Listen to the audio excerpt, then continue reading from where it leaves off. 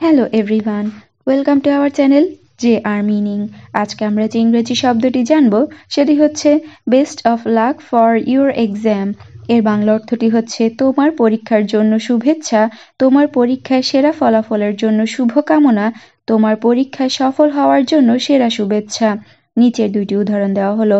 প্রথম উদাহরণটি হচ্ছে best of luck for your exam, I know you will do great.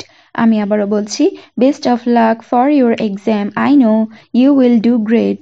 এর বাংলা অর্থটি হচ্ছে তোমার পরীক্ষার জন্য শুভেচ্ছা, আমি জানি তুমি দারুণ করবে। দ্বিতীয় উদাহরণটি হচ্ছে wishing you the best of luck for your exam tomorrow.